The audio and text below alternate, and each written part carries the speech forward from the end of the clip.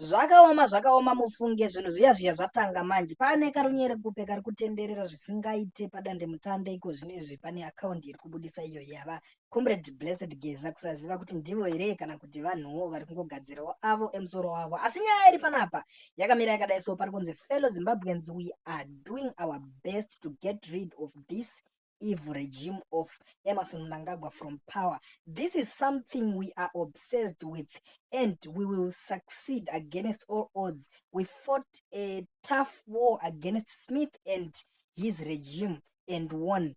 We will do the same to Emmerson. Ndo mashoko ari kubuda ari kutaurwa iko zvino apa. Muri yeZimbabwe vanhu veruzhinji vakangagara vakamirira kuti pamwe zvichida vageza vachangobudikira vachiita zvinhu zvinogara zvakadaro sinzi vakagara vataura kuti chimirirai signal, mirirai tichauya tichikuudzai kuti tinenge taakufamba sei kubva pavakaita press conference yavo yekupedzisira. Asi kubva musi iwoyo iko zvino pakabuda nyaya dzakawanda, vakanzi vari kutsvagwa nedzimwe mhosva dzavakapara, zvikanzi ngavatsvagwe, vari kusungwa, vari kudiwa kuti vasungwe, anenge angovaona chete ngaafonere mapurisa.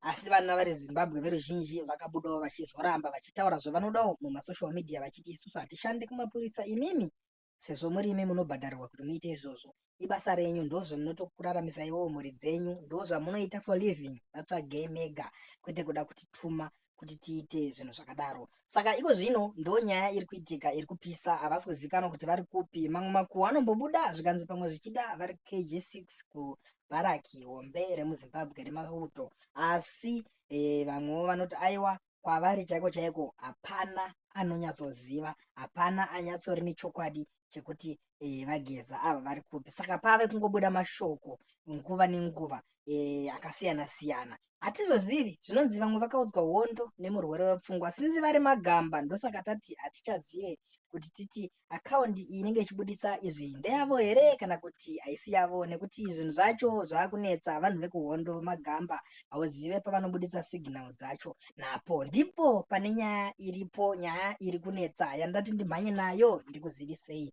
mugoziva zviri kuitika.